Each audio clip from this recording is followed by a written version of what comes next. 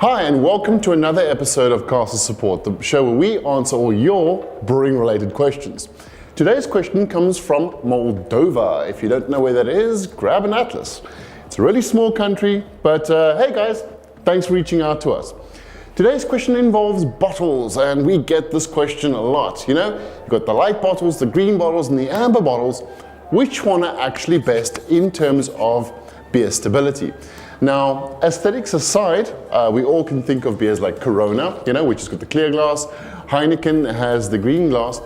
But what is actually the science behind the reason we use different glass types? So the first thing to understand is, what is the enemy when it comes to, you know, your finished beer? Remember this word, it's 3-methyl-2-butene-thiol. That is the name of the compound associated with skunky flavors within your beer, which in turn is made by the interaction of light and the alpha acids within hops.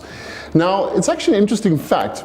A while back, like quite a few years back, when America was importing European beers into America, a lot of them experienced this sort of skunky flavor, and they actually started to connect the two as tasting authentic. So eventually some of the big breweries purposefully put this into their beer. However, that's no longer the practice, and if you do taste something skunk in your beer, that's not how it's supposed to taste. Anyway, moving on. So what we're looking at is we're looking at the fact that light, okay, is the enemy of beer in a lot of circumstances. Now that directly influences your choice of bottle in a very big way. But let's look at the aspects first. So the first one we're looking at is clear bottles. Now, specifically like beers like Corona, which have that clear bottle. Let's just show you an example now.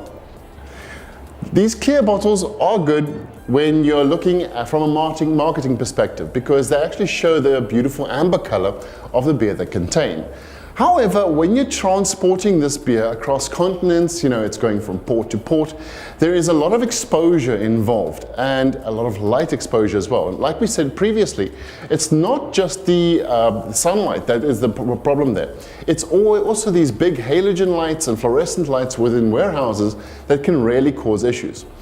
However, some breweries have looked at a way to circumvent this, and that is by using CO2 extract and by using artificial stabilizers, so this chemical reaction either doesn't happen or is greatly minimized.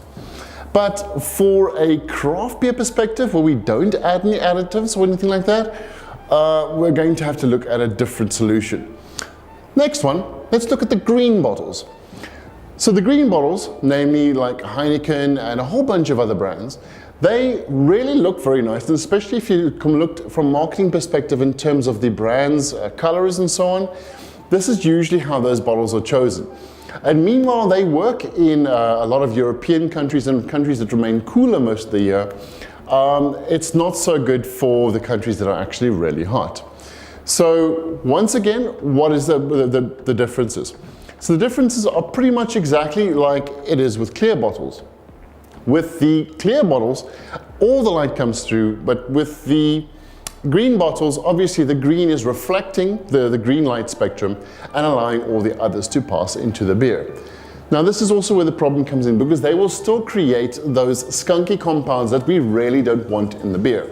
So if you're not stabilizing and there are no other processes that you're taking and you're having a sort of standard craft beer, this is not really going to be ideal for you either.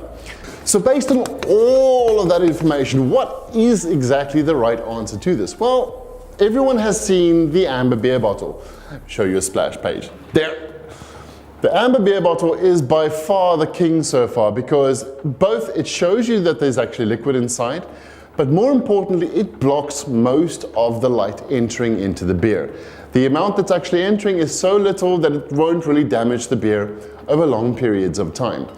So, and obviously the only improvement from that is beers like Delirium, where they actually have a ceramic coated glass bottle, so there's zero light that actually comes in. You see, the less light at the end of the day that you're letting into the beer, the longer it's going to stay fresh in the way that the brewer intended it to taste. So if this is a worry to you and in your brewery, I would highly suggest that you actually go for a bottle that is completely opaque as opposed to clear. And that's just the straightforward answer to it. Thank you so much for watching this episode of Castle Support. Join us next week. We will be answering more of your brewing related questions. Cheers.